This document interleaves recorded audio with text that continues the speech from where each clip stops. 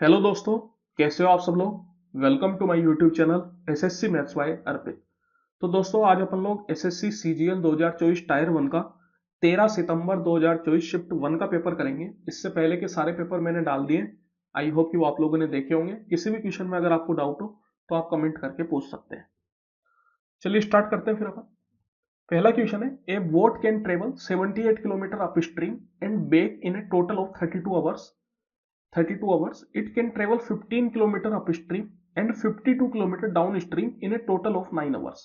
How much distance will the boat cover in 12 hours in still water? तो देखिए सबसे पहले तो स्टिल वाटर में जो बोट की स्पीड अपन मानते हैं वो मानते हैं S1 और पानी की जो स्पीड मानते हैं वो मानते हैं S2। तो यहां पे अपन से पूछ रहा है कि वो बोट जो है 12 घंटे में स्टिल वाटर में कितना डिस्टेंस कवर करेगी। स्टिल वाटर मतलब S1 स्पीड के साथ। तो डिस्टेंस इक्वल टू होता है टाइम इनटू स्पीड। टाइम है 12 घंटे और स्पीड है S1। तो यहां पे जो डिस्टेंस आएगा वो ऑब्वियस है कि 12 का मल्टीपल आएगा। और अगर मैं ऑप्शन से देखूं तो केवल एकमात्र ऑप्शन है जो अपना 12 का मल्टीपल है, वो है ऑप्शन नंबर 2। तो यही अपना आंसर होगा। इसके अलावा अगर आप बाकी तीन ऑप्शन देखेंगे तो वो 12 के मल्टीपल नहीं है। तो मैं कह सकता हूं कि आंसर तो आ गया, लेकिन इस तरीके के क्वेश्चन को करते कैसे ये अपन सीखेंगे। बिकॉज जरूरी नहीं है कि हमेशा ऑप्शन सिंगल ऑप्शन ही पॉसिबल हो। एक से ज्यादा ऑप्शन भी हो सकते थे जो 12 के मल्टीपल होते। तो फिर अपन कैसे करते।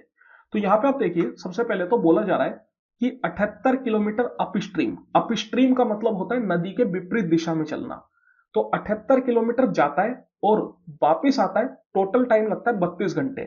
अगर वो 78 किलोमीटर अपस्ट्रीम में गया है तो ऑब्वियस है कि आते वक्त वो डाउन स्ट्रीम में आएगा, क्योंकि नदी की दिशा हमेशा सेम रहती है। अगर वो नदी के विपरीत दिशा में गया है तो आते वक्त सेम रास्ते से आएगा, तो नदी वाली दिशा में उसको आना पड़ेगा। इसका मतलब मैं बोल सकता हूं कि अगर अपस्ट्रीम में गया है तो आना डाउन स्ट्रीम में पड़ेगा। तो अपस्ट्रीम में जो अपन स्पीड मानते हैं बोट की, वो मानते हैं S1 माइनस S2। जहां पे S1 तो बोट की रुके हुए पानी में स्पीड और S2 है पानी की स्पीड, मतलब नदी की स्पीड। और डाउन स्ट्रीम में जो अपन स्पीड मानते हैं बोट की, वो मानते हैं S1 प्लस S2। तो अब मैं यहां पे देखिए टाइम अपन को दे रखा है 32 घंटे। तो टाइम इक्वल टू होता है डिस्टेंस अपॉन स्पीड। डिस्टेंस है 78 किलोमीटर और स्पीड कितनी है अप स्ट्रीम, मतलब S1 माइनस S2। ये तो हुआ जाते वक्त का टाइम। आते वक्त सेम 78 किलोमीटर ही आया, लेकिन कहीं में आया डाउन स्ट्रीम में आया। तो डाउन स्ट्रीम में जो स्पीड है वो है S1 प्लस S2। और इस पूरे काम में उसको 32 घंटे का समय लगा, जाना प्लस आना। सेम तरीके से एक और अपन को बताया गया है कि 15 किलोमीटर अप स्ट्रीम में और 52 किलोमीटर डाउन स्ट्रीम में उसको 9 घंटे लगते हैं।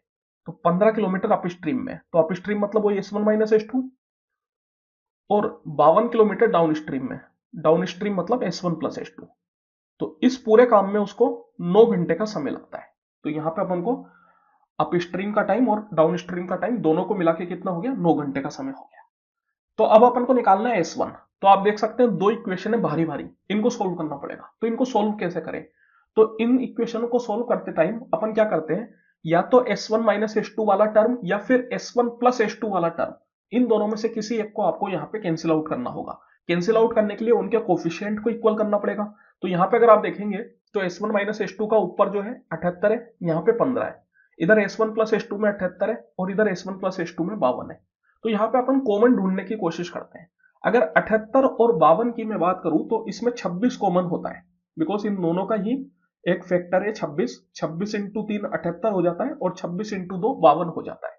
दैट मीन्स कि अगर मैं ऊपर वाली इक्वेशन को 2 से मल्टीप्लाई कर दूं और नीचे वाली इक्वेशन को मैं 3 से मल्टीप्लाई कर दूं, तो S1 प्लस S2 का कोफिशिएंट बराबर हो जाएगा 78 इंटू 2 154, सॉरी 156, और 52 इंटू 3 भी 156। तो ये बराबर हो गया। तो अब अपन क्या करेंगे, पहली वाली इक्वेशन में से दूसरी वाली इक्वेशन को सब्ट्रैक्ट कर देंगे। सब्ट्रैक्ट करने का मतलब है कि एक तरीके से आपने दूसरी इक्वेशन का साइन चेंज कर दिया। तो ये प्लस साइन की जगह माइनस साइन आ गया, ये प्लस साइन की जगह माइनस साइन, और ये प्लस साइन की जगह माइनस साइन। अब आप देख सकते हैं 78 इंटू 2 156 और 52 इंटू 3 156, तो ये आपस में कैंसिल आउट हो गए। अब यहाँ पे आप देखिए 78 इंटू 2 वही सेम 156 और 15 इंटू 3 45।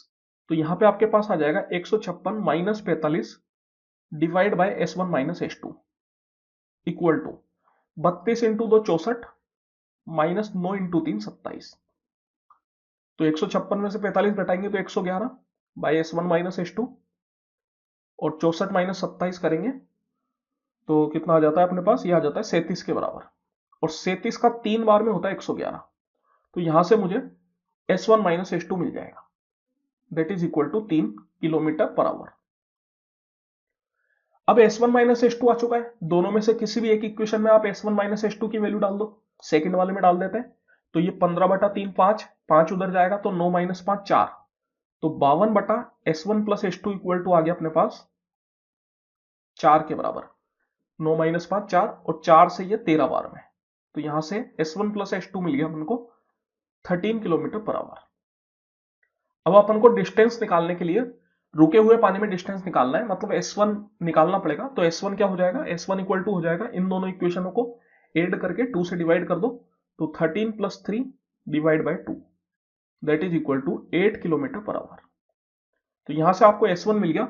अब आप चाहे तो डिस्टेंस इक्वल टू 12 इंटू 8 करके आंसर निकाल सकते हैं, that is equal to 96 kilometre. Same answer आपके पास आ जाएगा। नेक्स्ट क्वेश्चन है, if a is to b equal to 6:8 and b is to c equal to 5:10, then a is to b is to c। तो देखिए इस तरीके के रेशियो के क्वेश्चन में अपन यहाँ पे करना क्या होता है, जो दोनों में कॉमन है उसको सेम करना होता है। अगर आप देखेंगे तो a is to b में b है और b is to c में भी b है, तो इन दोनों में कॉमन कौन सा पॉइंट हुआ, b हुआ, तो b को दोनों में सेम करना पड़ेगा। अगर मैं यहाँ पे बात करूं तो यहाँ पे b है 8 के बराबर और यहाँ पे b है 5 के बराबर, तो क्या ये दोनों बराबर है क्या, बिल्कुल नहीं है। तो बराबर करने के लिए क्या करना पड़ेगा, अगर मैं पहले वाले को 5 से मल्टीप्लाई कर दूं और दूसरे वाले को 8 से मल्टीप्लाई करूं तो दोनों बराबर हो जाएंगे, 8 इंटू 5 40, और इधर भी 8 इंटू 5 40, तो उससे अपना आंसर आ जाएगा। लेकिन इतना सब सोचने की कोई जरूरत नहीं है, यहाँ पे अपन डायरेक्ट ट्रिक का इस्तेमाल कर सकते हैं। एक तरीका होता है नॉर्मल सा, आपको a is to b is to c निकालना है। a is to b लिख दीजिए 6:8 और b is to c लिख दीजिए 5:10। अब सेम काम अपन करेंगे, तरीका वही है, तरीका कुछ अलग नहीं है, बस थोड़ा जल्दी करेंगे। जल्दी करेंगे कैसे करेंगे, यहां पे डायरेक्ट इस तरीके से अपन ये इन दोनों को मल्टीप्लाई करके आप इधर लिख दीजिए 6 इंटू 5 30, इन दोनों को मल्टीप्लाई करके इधर लिख दीजिए 8 इंटू 5 40, और इन दोनों को मल्टीप्लाई करके यहां लिख दीजिए 8 इंटू 10 80। ये और फर्दर कैंसिल आउट हो जाएंगे, 10 से ये 3 बार में, 10 से ये 4 बार में, और 10 से ये 8 बार में। तो ए बी सी का रेशियो आ जाएगा 3:4:8। अब यहां पे भी अगर आप देखेंगे तो काम तो सेम ही किया है ना एक तरीके से। ए टू बी को अपन ने 5 से मल्टीप्लाई किया 6 इंटू 5 8 इंटू 5, और बी टू सी को 8 से मल्टीप्लाई किया 8 इंटू 5 8 इंटू 10, तो काम वही किया, बस तरीका बदल गया। नेक्स्ट क्वेश्चन है, from a circle of radius 7 units an arc length is cut by code of length 7 units. चलिए ठीक है, एक सर्किल बना लेते हैं सबसे पहले तो। ये एक सर्किल बन गया, इसमें बोला जा रहा है कि एक आर्क लेंथ जो है कट की जा रही है कोड के द्वारा, जिसकी लेंथ है 7 यूनिट्स। तो ये एक कोड हो गई, और यहां से एक आर्क ये कट हो गई, यहां से लेके यहां तक की अपन कह सकते हैं।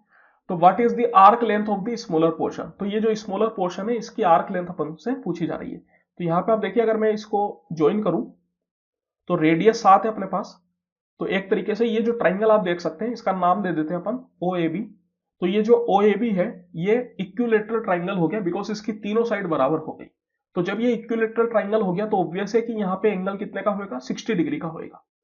अब आर्क लेंथ निकालने के लिए अपने पास एक फॉर्मूला होता है θ/360 इंटू 2πr। ये फॉर्मूला अपन मेनली इस्तेमाल करते हैं। एक और फॉर्मूला होता है L इक्वल टू θr, लेकिन उसमें फिर अपन को क्या करना होता है, थीटा को रेडियन में लिखना पड़ता है। तो जब आप थीटा को रेडियन में चेंज करेंगे तो सेम चीज आपके पास आ जाएगी। तो यहां पे आप देखिए थीटा अपने पास मिल चुका है 60 degree, divide by 360 degree, multiply pi को पाई रहने देते हैं बिकॉज सारे ऑप्शन में पाई पाई है, और रेडियस अपन को दे रखी है 7 के बराबर। तो 60 का ये 6 बार में हो गया, और 2 का ये 3 बार में हो गया। तो अपने पास आंसर क्या आ गया, 7π/3, that is option number 1। The given table shows the marks obtained by a student in class 9। तो क्लास 9 में मार्क्स ऑब्टेन्ड बाय स्टूडेंट बताया जा रहा है यहाँ पे इस टेबल में। तो अच्छी बात यह है कि सारे मार्क्स जो है वो आउट ऑफ 100 है। Social science, science, Hindi, English और मैथमेटिक्स। क्वेश्चन है, what is the percentage of marks obtained by the student. तो स्टूडेंट के कितने परसेंट मार्क्स आए ये अपन से पूछे जा रहा है। तो यहाँ पे आप देखिए परसेंटेज निकालने के लिए अपन क्या करते हैं, इन सबको ऐड करते हैं, इनका ऐड जो भी आए हैं यहाँ पे आप मान लीजिए, और डिवाइड बाय टोटल मार्क्स करते हैं। तो सारे मार्क्स आउट ऑफ 100 है तो टोटल मार्क्स कितने हो जाएंगे, 500 हो जाएंगे। और परसेंटेज निकालने के लिए मल्टीप्लाई बाय 100%। तो यहां पे अगर आप देखेंगे तो 2 जीरो से 2 जीरो अपना कैंसिल आउट हो जाएगा। तो ये कुछ कुछ आपको एवरेज का जैसा लगेगा। एवरेज में अपन क्या करते हैं, इन सबको ऐड करते हैं और डिवाइड बाय 5 करते हैं, क्योंकि टोटल 5 नंबर है। तो एक तरीके से ये एवरेज बन गया। तो अगर यहां पे मैं परसेंटेज नहीं निकाल के एवरेज निकाल दूं तब भी मुझे आंसर सेम मिलेगा, आंसर में कोई चेंज आउट नहीं होगा। तो अब यहां पे अपन एवरेज निकालने के लिए क्या करते हैं, डेविएशन मेथड का इस्तेमाल करते हैं।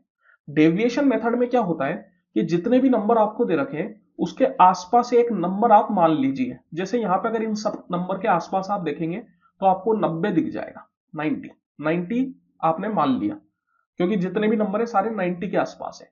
अब अगर मैं बात करूं 93 की, तो 93 90 से कितना ज्यादा है, 3 ज्यादा है, तो +3।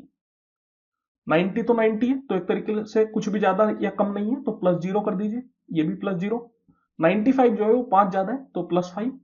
और 78 जो है वो 12 कम है, तो कम है तो फिर माइनस साइन। जब ज्यादा वालों के लिए प्लस साइन लगाया तो कम वाले के लिए माइनस साइन लगाएंगे। डिवाइड बाय, ये टोटल कितने नंबर है, 5 नंबर है, तो ये 5। तो यहां पे आप देखेंगे तो 3 5 8, 8 माइनस 12 मतलब -4। तो ये आपके पास आ जाएगा 90 - 4/5। 4/5 का मतलब हो गया 0.8, तो ये बन गया अपने पास 89.2।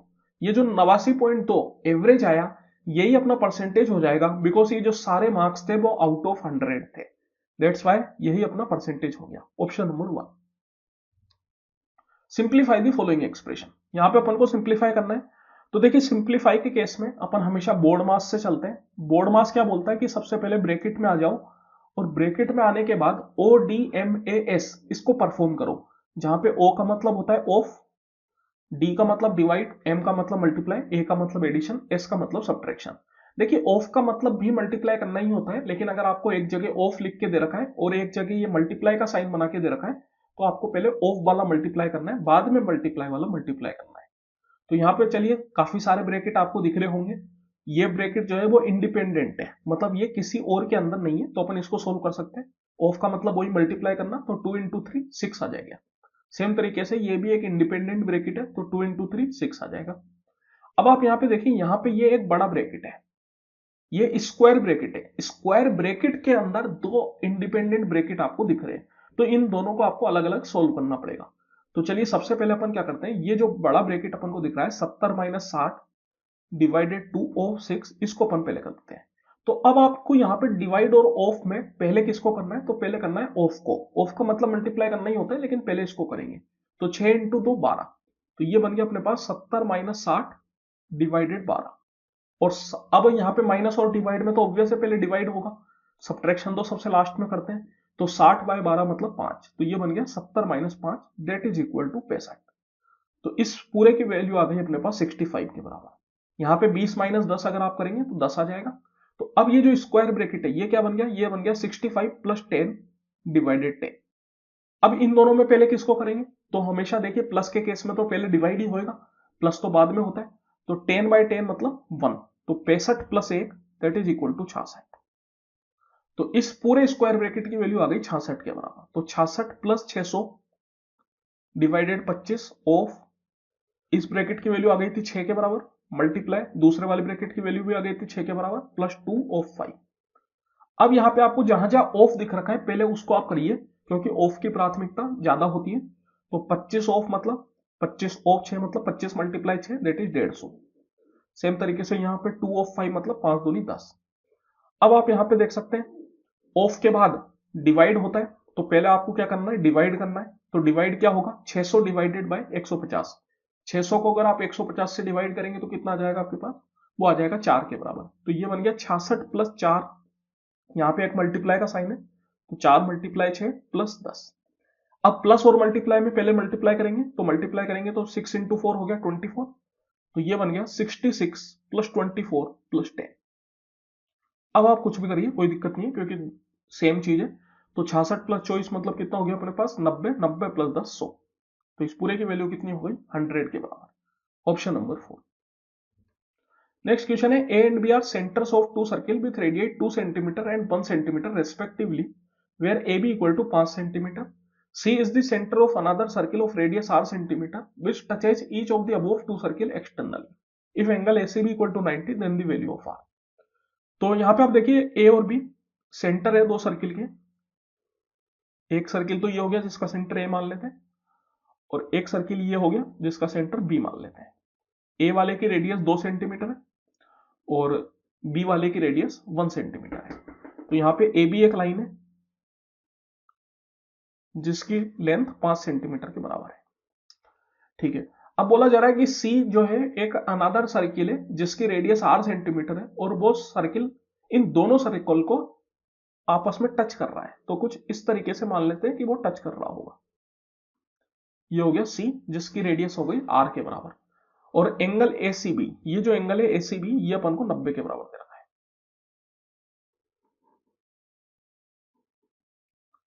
तो ये वाला जो एंगल है ये 90 के बराबर दे रखा है। तो अपन से आर की वैल्यू पूछ रहा है। आर है ये सर्किल सी की रेडियस। तो यहां पे आप देखिए अपन को ये सर्किल ए की रेडियस 2 दे रखी थी, तो ये 2 है, और ये सर्किल बी की रेडियस 1 दे रखी थी, तो ये 1 है। तो अगर आप देख सकते हैं एसी भी एक राइट एंगल ट्राइंगल हो गया, तो राइट एंगल ट्राइंगल है तो ऑब्वियस है कि भैया इसकी पाइथागोरस थ्योरम को फॉलो करेगा। पाइथागोरस थ्योरम यहां पे अपन लगा सकते हैं। तो अगर मैं बात करूं पाइथागोरस थ्योरम क्या बन जाएगी, perpendicular square plus base square equal to hypotenuse square. तो ये बन गया 2 प्लस आर का whole square plus 1 plus r का whole square equal to 5 square. तो यहां से अपन आर की वैल्यू निकाल सकते हैं। नहीं तो देखिए ये एक आसान सा चीज है, 3 4 5 यहाँ पे ट्रिपलेट फॉलो हो रही है। तो अगर मैं बोलूं कि ये 4 तो ये 3 बन जाएगा और ये 5 आ गया, तो आर कितना हो जाएगा अपने पास, आर हो जाएगा 2 के बराबर, बिकॉज 2 प्लस 2 4 और 2 प्लस 1 3। तो आर इक्वल टू डायरेक्ट अपन बोल सकते हैं 2 सेंटीमीटर के बराबर। और नहीं तो आप चाहे तो इसको खोल के भी देख सकते हैं, कोई दिक्कत नहीं। नेक्स्ट क्वेश्चन है, what is the height of conical water tank having radius of 70 metre and volume of 46,200 cubic metre. तो देखिए कोनिकल वाटर टैंक है, उसकी हाइट अपन से पूछी जा रही है, ये हाइट ये अपन से पूछी जा रही है, और अपन को रेडियस दे दी 70 मीटर के बराबर और वॉल्यूम दे दिया। तो देखिए एक आसान सा सवाल है, वॉल्यूम इक्वल टू क्या होता है, वॉल्यूम इक्वल टू होता है 1/3 पाई आर स्क्वायर एच। यहां पे वॉल्यूम दे दिया 46,200, 1/3 पाई की वैल्यू अपन हमेशा 22/7 लेते हैं, रेडियस अपन को दे दी 70 के बराबर मल्टीप्लाई 70, और हाइट अपन को निकालनी है तो उसको अपन ऐसे रहने देते हैं, 7 का ये 10 बार में, और फिर देखिए आप ये 2 जीरो तो 2 जीरो से कैंसिल आउट हो जाएगा, 22 से अपन इसको काट सकते हैं, 22 से अगर आप इसको काटोगे तो 22 का 2 बार में 44 और फिर 1 बार में 22, फिर ये 7 से कैंसिल आउट हो जाएगा 3 बार में। तो यहां से हाइट इक्वल टू आ जाएगा आपके पास ये 3, और ये 1/3 उधर जाएगा तो 3 बन जाएगा, तो 3 इंटू 3 इक्वल टू 9। तो हाइट हो जाएगी आपके पास 9 के बराबर। तो देखिए एक आसान सा सवाल था, कोई बहुत ज्यादा मुश्किल नहीं था, आसानी से आप इसको कर सकते थे। नेक्स्ट क्वेश्चन है, if triangle P Q R congruent triangle ABC, ये जो साइन है ये कॉन्ग्रुएंट का होता है, A B equal to 6 centimetre, angle B 50, angle A 70, then which of the following is true. तो अगर आप चाहे तो यहाँ पे ट्राइंगल बना सकते हैं, नहीं तो बिना ट्राइंगल बनाए भी काम हो जाता है, लेकिन चलिए अच्छी बात है ट्राइंगल बना लेते हैं। तो ये एबीसी है और ये हो गया पी क्यू आर। अब यहां पे अपन से बोला गया है कि ए बी 6 है और एंगल बी 50 है और एंगल ए 70 है, ये अपन को दे दिया। अपन से बोल रहा है कि इनमें से कौन कौन सी बातें सही है। तो अगर आप देखेंगे तो एक तो आपको क्यूपी 6 दे रखा है और क्यू आर 6 दे रखा है, तो क्यूपी होगा या क्यू आर होगा 6। तो देखिए जब कभी भी ट्राइंगल कॉन्ग्रुएंट होते हैं तो उनकी करस्पॉन्डिंग साइड और करस्पॉन्डिंग एंगल एकदम बराबर होते हैं। करस्पॉन्डिंग का मतलब है कि जिस तरीके से लिखा गया है उस तरीके से उनको इक्वल करना है। जैसे यहां पे अगर आप देखेंगे तो पीक्यूआर में पहले पीक्यू लिखा गया है और एबीसी में पहले एबी लिखा गया है, तो पीक्यू को अपन को एबी के बराबर मानना पड़ेगा। तो पीक्यू अगर एबी के बराबर होगा तो कितना होगा, एबी 6 है तो पीक्यू को भी 6 होना पड़ेगा। अब यहाँ पे इसके अलावा और कोई साइड लेंथ अपन को नहीं दे रखी तो उसको अपन नहीं देख सकते। इसका मतलब क्यूआर का तो मुझे नहीं पता क्यूआर क्या होगा, लेकिन पीक्यू 6 होगा। तो पीक्यू 6 होगा, दैट मींस ऑप्शन 1 या ऑप्शन 3 में से ही होगा, ऑप्शन 2 या ऑप्शन 4 तो नहीं हो सकता।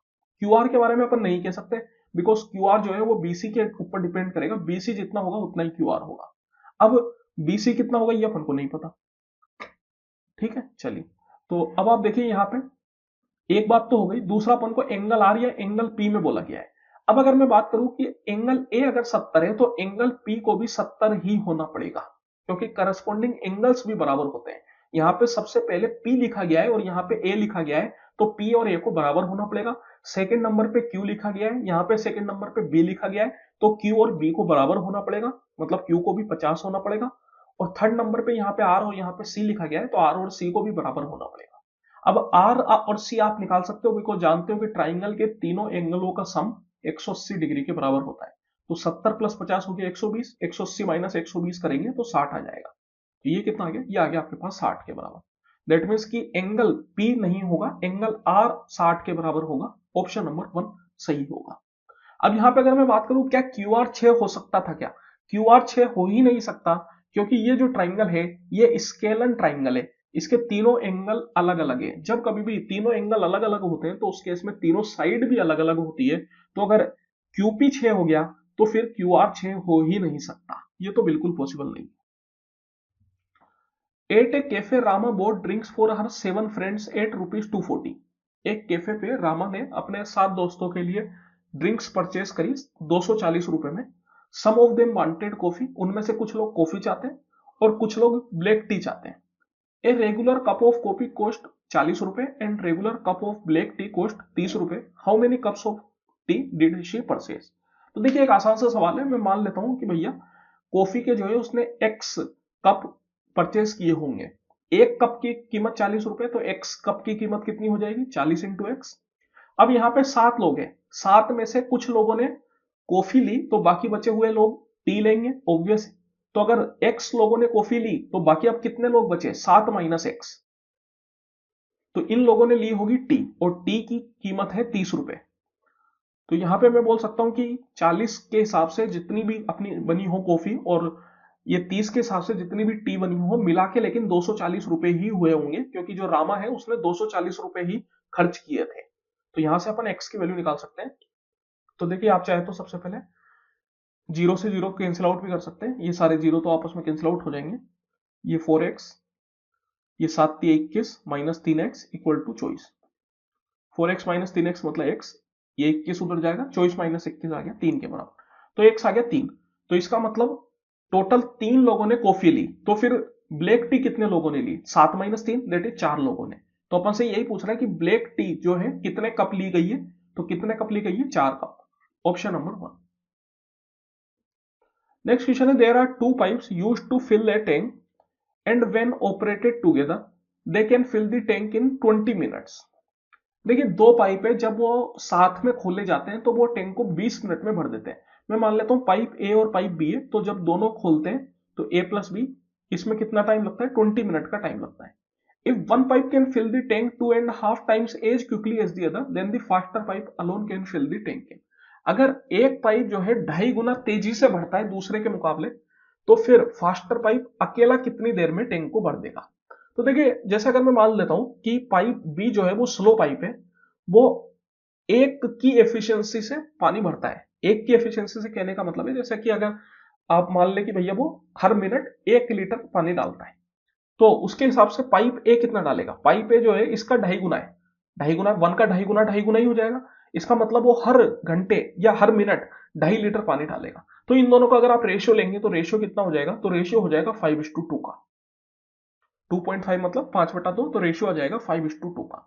दैट मीन्स कि मिला के ये हर मिनट कितना पानी डालेंगे, 5 + 2 7, और हर मिनट 7 लीटर पानी डालते हैं, 20 मिनट में पूरा टैंक भर जाता है। तो टैंक की कैपेसिटी कितनी हो गई भैया, 20 मिनट में हर मिनट 7 लीटर पानी डाला जा रहा है, तो टैंक की कैपेसिटी अपन बोल सकते हैं कि 20 × 7 that is equal to 140 litre हो गई, 140 लीटर हो गई। अब फास्टर पाइप मतलब ए अकेला जब करता तो हर मिनट कितना पानी डालता, 5 लीटर पानी डालता। टैंक की कैपेसिटी 140 लीटर, हर मिनट उसमें 5 लीटर पानी जाएगा, तो कितना टाइम लगेगा, 140/5 दैट इज इक्वल टू कितना आ गया अपने पास, 28 मिनट। तो फास्टर पाइप जो है वो 28 मिनट में अकेला टैंक को भर देता। Pranab borrows a sum of rupees 6,23,305 at the rate of 10% per annum simple interest. At the end of first year he repays 16,390 towards return of principal amount borrowed. If Pranab clears all pending dues at the end of the second year, including interest payment that accrued during the first year, how much does he pay at the end of the second year? तो देखिए हो क्या रहा है, प्रणव ने 6,23,305 रुपए की उधारी ली 10% पर एनम सिंपल इंटरेस्ट पे, और एक साल के बाद उसने 16,390 रुपए जो कि प्रिंसिपल अमाउंट का पार्ट है वो उसने चुका दिया। मतलब उसने इंटरेस्ट में से ये पैसा नहीं चुकाया, ये पैसा उसने प्रिंसिपल अमाउंट में से चुकाया। दोनों बातें अलग अलग हो जाती है, प्रिंसिपल अमाउंट में से चुकाना और इंटरेस्ट में से चुकाना, ये दोनों बहुत अलग अलग चीजें हैं, इनको समझना बहुत जरूरी है। यहां पे अभी मैं आपको इसके साथ डिस्कस करूंगा। आगे क्या हो रहा है, बोला जा रहा है कि यदि प्रणव सेकेंड ईयर के एंड पे अपने सारे पेंडिंग ड्यूज चुका देता है, तो अपन से पूछा जा रहा है कि सेकेंड ईयर के एंड पे उसको कितना पैसा देना पड़ेगा। तो अब आप देखिए, सबसे पहले तो प्रणव ने लिए थे 6,23,305 रुपए। तो एक साल के बाद की अगर मैं बात करूं, तो एक साल के बाद इस पे 10% के हिसाब से सिंपल इंटरेस्ट लगेगा। अब 10% के हिसाब से सिंपल इंटरेस्ट तो कितना हो गया, इसका 10%, इसका 10% मतलब 1/10। इसका 1/10 अगर आप करेंगे तो कितना आ जाएगा, वो आ जाएगा आपके पास 62,330.5। 1/10 करने का मतलब है डिवाइड बाई 10 करना। तो ये हो गया अपना एक साल का सिंपल इंटरेस्ट। अब आगे बोला जा रहा है कि जो प्रणव है उसने 16,390 रुपए चुकाए, लेकिन वो इंटरेस्ट के नहीं चुकाए, वो प्रिंसिपल अमाउंट के चुकाए। अब इन दोनों में फर्क क्या है, प्रिंसिपल अमाउंट का चुकाना या इंटरेस्ट का चुकाना, चुकाना तो अपन को चुकाना है, भले ही प्रिंसिपल का चुकाऊं या इंटरेस्ट का चुकाऊं, क्या फर्क पड़ता है, लेकिन फर्क पड़ता है, बहुत फर्क पड़ता है। क्यों फर्क पड़ता है कि अगर वो प्रिंसिपल अमाउंट का नहीं चुका के इंटरेस्ट का चुका था, तो जो अगले साल है सेकेंड ईयर है उस पे भी पूरा ये जो 6,23,305 है इस पे इंटरेस्ट लगता। लेकिन उसने 16,390 रुपए चुका दिए, तो अब जो इंटरेस्ट लगेगा वो इस बाकी अमाउंट पे ही लगेगा। दैट मीन्स कितना हो गया, 5 में 0 5, 10 में से 9 गया 1, 12 में से 3 गया 9, और फिर 12 में से 6 गया 6, हाँ 12 में से 6 गया 6, ठीक है, हाँ, और फिर 61 में से 1 गया 60।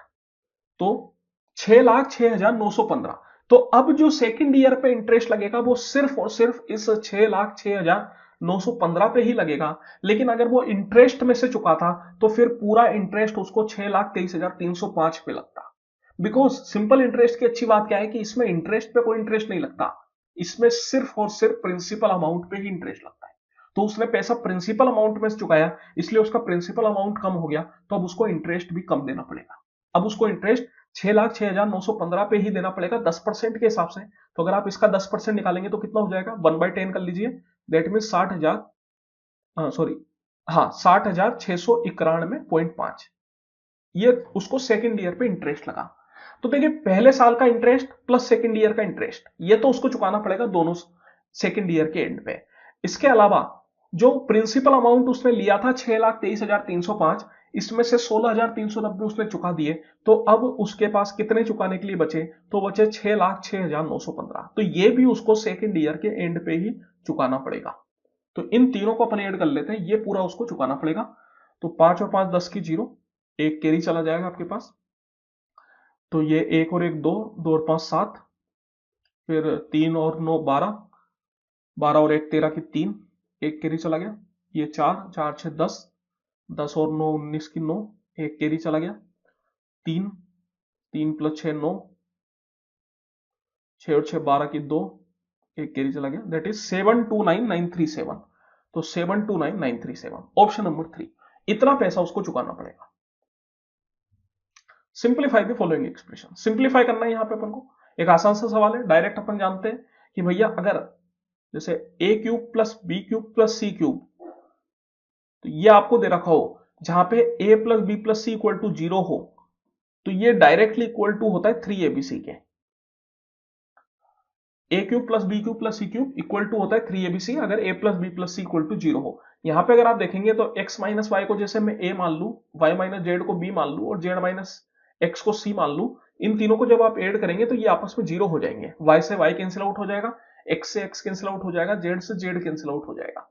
तो ये जो ऊपर वाली चीज है इसको आप directly 3 times x minus y, y minus z और z माइनस x बोल सकते हैं। डिवाइड बाय, डिवाइड में सेम चीज है, x minus y, y minus z और z माइनस एक्स, ये आपस में कैंसिल आउट हो जाएंगे, तो आंसर क्या रहेगा 3 के बराबर, ऑप्शन नंबर 3। देखिए ये एक आसान सवाल था, यहाँ पे वैल्यू पुटिंग से भी आप जा सकते हो, कोई दिक्कत वाली बात नहीं है, लेकिन जब इतनी सिंपल आइडेंटिटी इसमें इस्तेमाल हो रही है तो उस केस में फिर वैल्यू पुटिंग जाके कैलकुलेशन क्यों बढ़ाना, जब विदाउट कैलकुलेशन आपका काम हो जा रहा है, फालतू क्यों कैलकुलेट करें। नेक्स्ट क्वेश्चन है, shopkeeper mixes two types of rice costing 250 पर 5 kg एंड 280 पर 5 kg in the ratio 7:8, find the net cost of the resultant mixture. तो देखिए एक शॉपकीपर है, दो तरह के राइस जो कि है 250 रुपए पर 5 kg, पर 5 kg मतलब बोलने का मतलब है कि 5 kg की कॉस्ट 250 रुपए, तो 1 kg की कॉस्ट कितनी हो गई, 250 बटा 5 मतलब 50 रुपए। एक 50 रुपए पर केजी वाला चावल है और एक है 280 पर 5 kg, तो 1 kg की कॉस्ट कितनी हो गई, 280 बटा 5 मतलब 56 रुपए। तो एक है 50 रुपए पर केजी का चावल, एक है 56 रुपए पर केजी का चावल। 7:8 के रिजल्टेंट मिक्सचर में अपन इसको कर रहे हैं, तो अपन को बताना है कि नेट कॉस्ट क्या होगी। तो आसान क्वेश्चन है, देखिए यहाँ पे अपन मान लेते हैं कि भैया 50 रुपए पर केजी वाले चावल को मैंने 7 किलो लिया और 56 रुपए पर केजी वाले चावल को मैंने 8 रुपए लिया, 8 किलो लिया। तो यहाँ पे 7 किलो के हिसाब से टोटल कॉस्ट हो गई इसकी 50 इंटू 7, और यहाँ 56 रुपए के हिसाब से टोटल कॉस्ट हो गई 56 इंटू 8, डिवाइड बाय टोटल चावल कितना हो गया 7 + 8 दैट इज 15 किलो, तो डिवाइड बाय 15 किलो। तो यहाँ पे आप सोल्व कर लीजिए, आसान सा सवाल है। ये 350 प्लस 56 इंटू 8 करेंगे तो 8 6 जा 48 की 8, 4 कैरी चला गया, 40 और 4 44 डिवाइड बाय 15, तो 8 5 4 9 4 3 7, 798 बटा 15, 15 से ये 15 का 5 बार में 75, फिर 48, 15 3 45 और 15 दूनी 30, 53.2 ऑप्शन नंबर 2। मतलब पर केजी राइस कितना हो जाएगा आपके पास 53.2 रुपए। नेक्स्ट है, if 321y72 is a multiple of 6 where y is a digit, what is the least value of y। तो यहाँ पे आप देखिए 321y72 ये आपको दे रखा है, जहां पे बोला जा रहा है कि ये मल्टीपल ऑफ 6 है। मल्टीपल ऑफ 6 कहने का मतलब है कि ये 6 से पूरी तरीके से डिवाइड हो जाएगा। कोई भी चीज अगर किसी का मल्टीपल होती है तो ऑब्वियस है कि वो चीज उस नंबर से डिवाइड हो जाती है। तो ये 6 से डिवाइड होगा, मतलब इसके ऊपर 6 का डिविजिबिलिटी रूल भी लगेगा। 6 का डिविजिबिलिटी रूल क्या बोलता है कि नंबर या तो नंबर 2 से भी डिवाइड हो और 3 से भी डिवाइड हो। तो 2 से डिवाइड होने के लिए तो यूनिट डिजिट जो है इवन चाहिए, तो यूनिट डिजिट यहाँ पे इवन है 2, तो अपना काम हो गया कि 2 से तो होगा ही सही। तो दूसरी बात क्या है कि 3 से भी होना चाहिए। 3 का डिविजिबिलिटी रूल क्या बोलता है कि sum of all the digits divide by 3।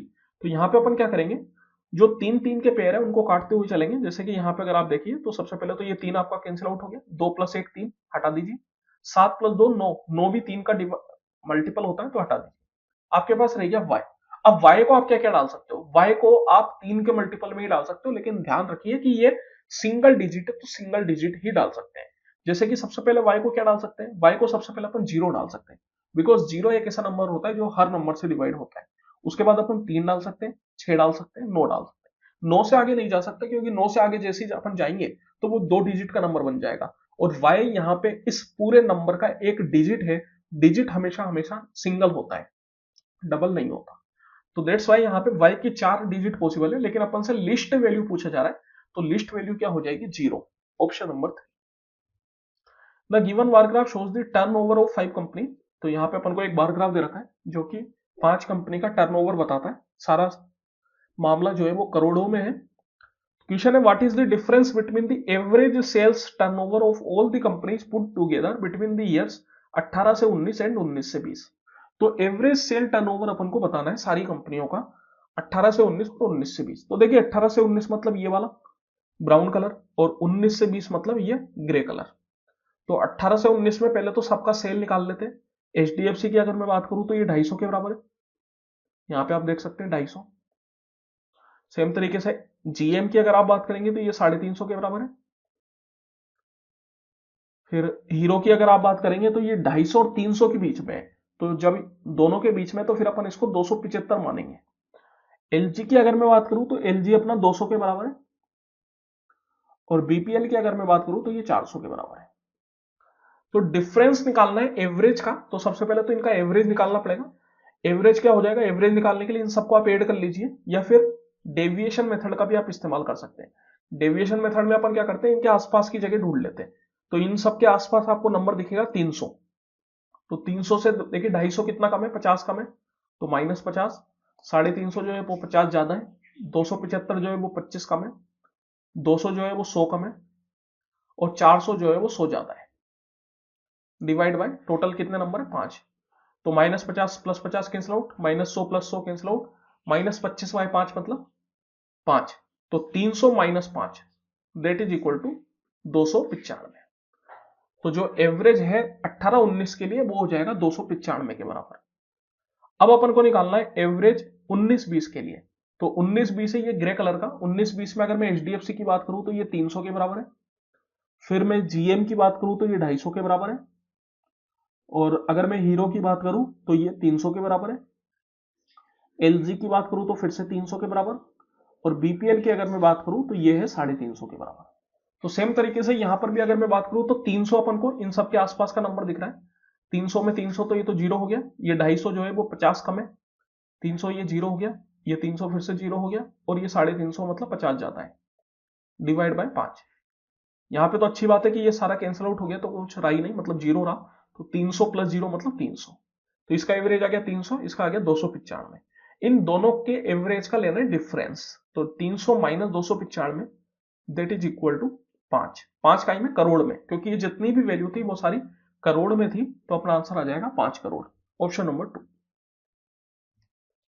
The solution of the following equation, solution निकालना है। अब देखिए जब कभी भी अपन को इस तरीके से सॉल्यूशन की बात की जाती है तो अपन इन तीनों इक्वेशनों को सॉल्व करने नहीं बैठते, क्योंकि उसमें फालतू अपना टाइम खराब होता है। अपन ऑप्शंस को पुट करके चेक करते हैं। जैसे यहाँ पे मैंने तीनों में से कोई भी एक इक्वेशन उठा ली थी। पहली वाली इक्वेशन ही उठा ली मैंने, 5x + 4y - 8z = 1। अब मैं सेटिस्फाई करके देखूंगा, जो भी ऑप्शन सेटिस्फाई हो जाएगा वही अपना आंसर बन जाएगा। अगर एक से ज्यादा ऑप्शन सेटिस्फाई होंगे तो फिर अपन उन ऑप्शंस को बाकी इक्वेशन में भी पुट करके देखेंगे। और अगर एक ही ऑप्शन सेटिस्फाई हुआ तो फिर तो वही आंसर है। चलिए स्टार्टिंग से शुरू करते हैं, 1 से स्टार्ट करते हैं। जैसे ऑप्शन नंबर 1 की अगर मैं बात करूं तो x को मैंने 1 डाला तो 5 × 1, y को 1 डाला 4 × 1, और z को -1 डाला तो 8 × -। अगर आप सोल्व करेंगे तो कितना आ जाएगा? 5 + 4 9, 9 + 8 17। तो 17 जो है 1 के बराबर नहीं होता, दैट मीन्स ये पॉसिबल नहीं होगा, क्योंकि अपना आंसर जो है वो 1 के बराबर आना चाहिए था, लेकिन 1 के बराबर नहीं आना। चलिए ऑप्शन नंबर 2 पे चलते हैं। x को आपने फिर से 1 डाला, y को आपने फिर से -1 डाला, और z को आपने 1 डाला। तो अब आप देखिए 5, ये -4, ये -8, तो कितना हो गया? 5 - 4 1, 1 - 8 बराबर -7। तो ये -7 आया, लेकिन आना क्या चाहिए था? 1 आना चाहिए था, मतलब ये भी आंसर नहीं है। ऑप्शन नंबर 3 पे चलते हैं। फिर से x को आपने -1 डाला, y को 1 डाला, और z को 1 डाला। तो देखिए -5 + 4 -8 कितना हो गया? -5 + 4 -1, -1 और -8 -9। फिर से आपके पास -9 आया, लेकिन आना चाहिए था 1, जो कि नहीं आया, तो ये भी आंसर नहीं है। अब एकमात्र ऑप्शन बचा, तो मैं बोल सकता हूँ कि यही आंसर होगा, बिकॉज ऐसा तो हो ही नहीं सकता कि चारों ही ऑप्शन आंसर ना हो, फिर तो कैसे काम चलेगा? एक ना एक को तो होना ही है।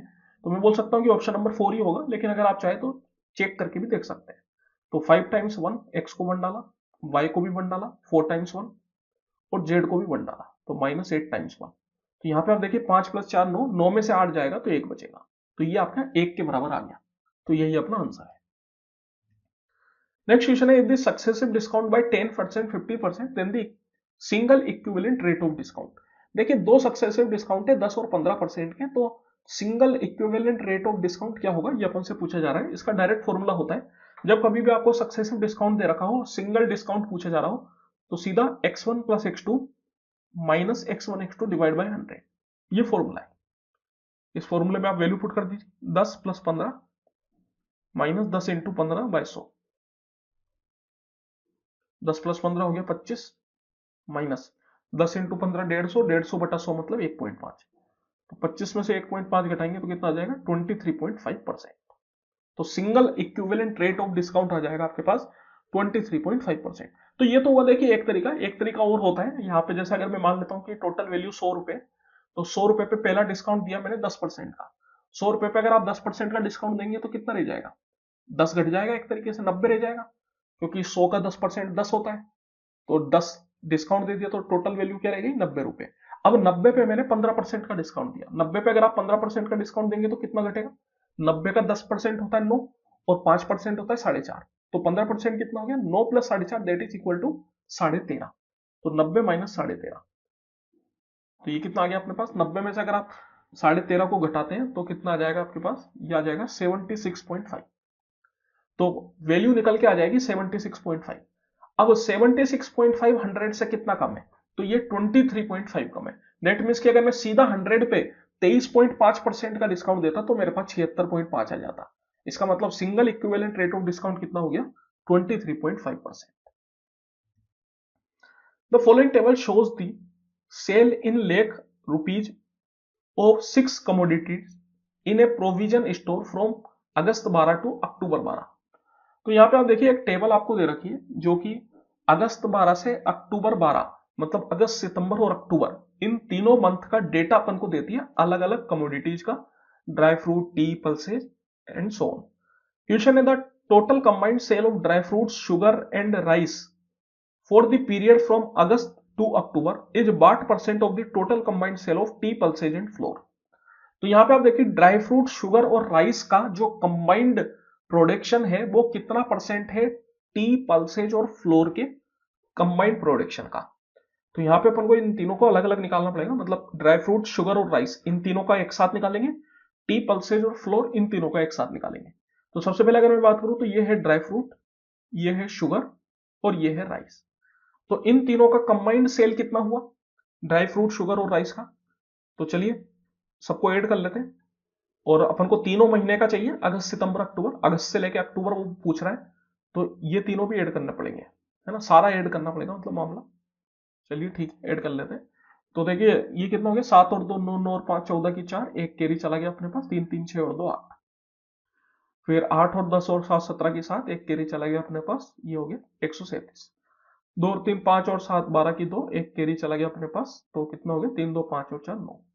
इन तीनों को अब हम ऐड करेंगे तो 4 और 7 मतलब 11, 11 और 2 13 की 3, एक कैरी चला गया 10, 10 प्लस 8 18, 18 प्लस 13 31, 313।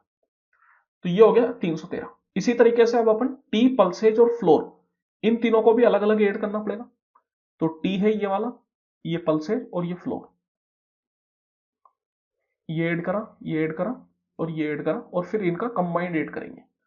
तो 4 और 5 9, 3 2 5 1 6, 5 4 9, 9 और 2 11 की एक कैरी चला गया, तो ये हो गया 121। 5 3 8, 8 और 9 17 की 7, एक कैरी चला गया, 4 4 8, 8 5 13। फिर तीनों को अलग अलग ऐड करोगे तो 9 और 1 10 और 7 17 की 7, एक कैरी चला गया, तो कितना हो गया 7, 7 प्लस 25, है ना, एक तरीके से 7 प्लस 25 मतलब 327।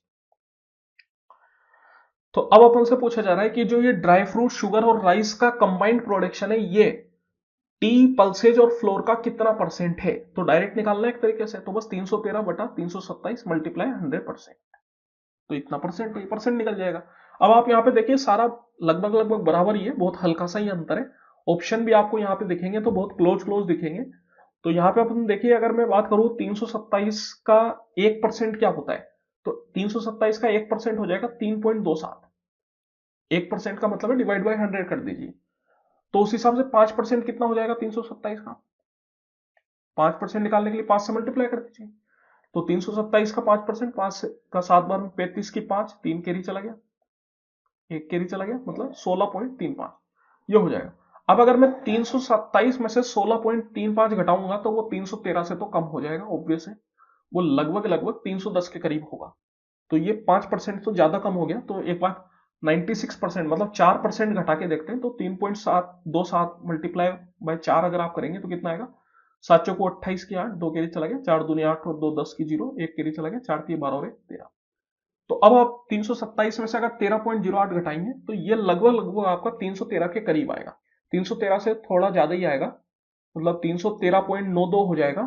लेकिन अगर अपन बात करें तो वो अप्रोक्सीमेट अपना 313 हो जाएगा, दैट इज 100 में से 4% घटाया तो कितना गया 96%। तो ये कितना हो जाएगा अपने पास 96% के बराबर। If sine 31 equal to a then the value of cot 59।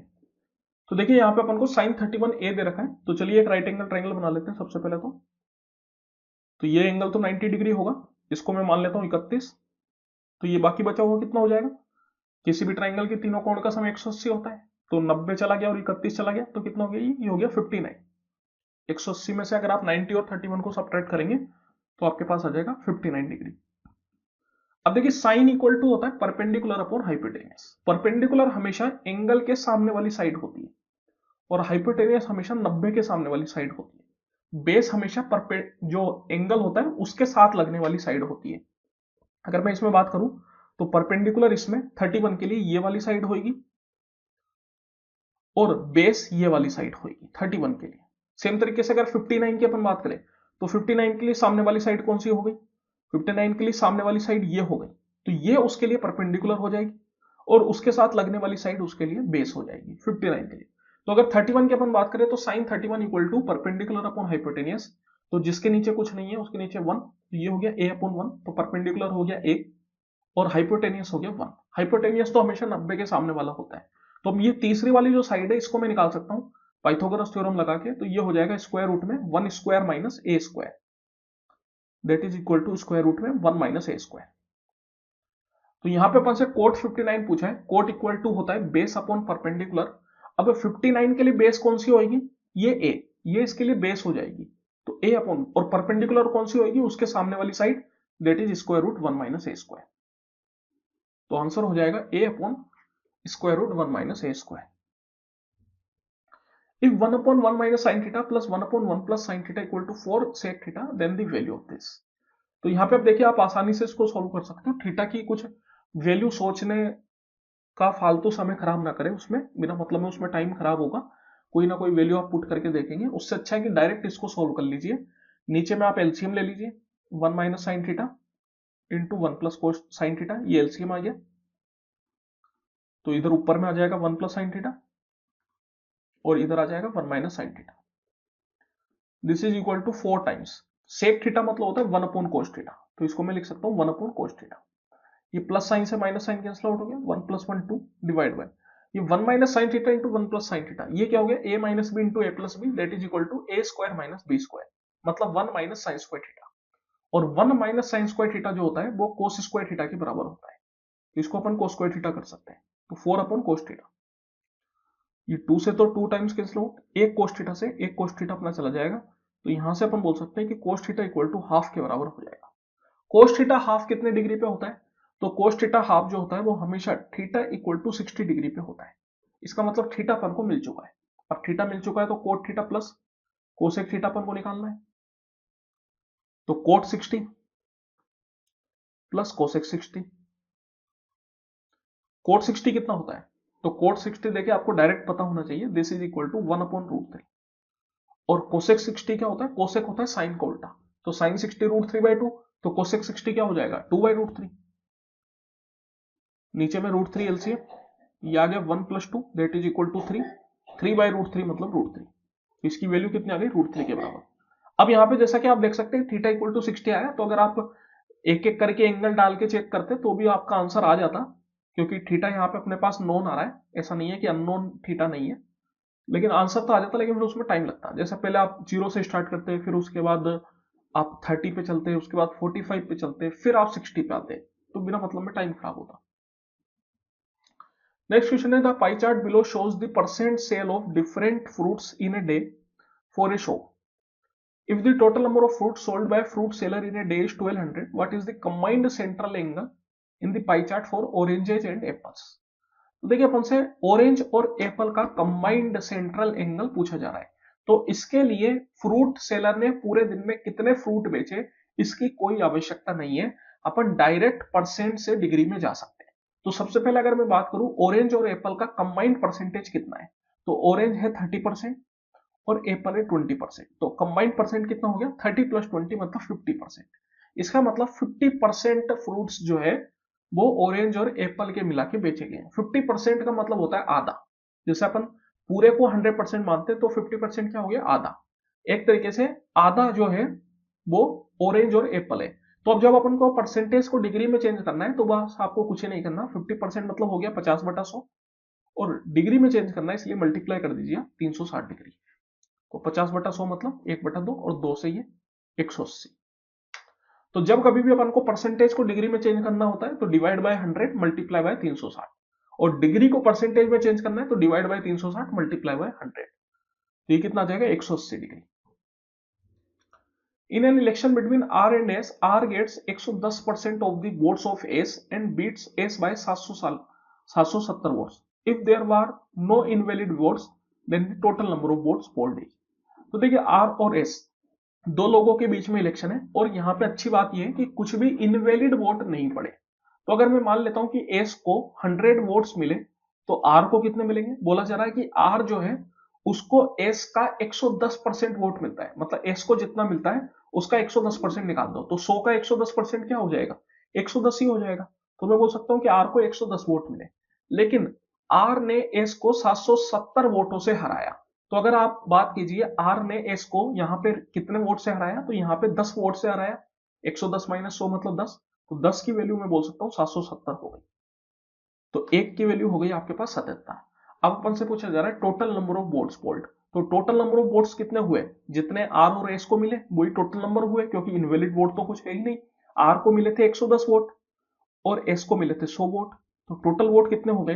Total vote हो गए 210। तो 210 वोट पोल्ड हुए, लेकिन 210 तो अपनी भाषा में ना, क्योंकि यहाँ पे एक यूनिट की वैल्यू 77 है, तो 210 यूनिट की वैल्यू कितनी हो जाएगी? 210 यूनिट की वैल्यू 210 इंटू 77। टोटल इतने वोट पोल हुए। 21 का 7 बार में कितना हो गया आपके पास? ये हो गया 147, 14 कैरी चला गया, 147 plus 14 that is equal to 161, 16170। Option number 3। An article is sold at a profit of 250%. What is the ratio of its cost price to selling price? तो देखिए फिर से एक आसान सा सवाल है।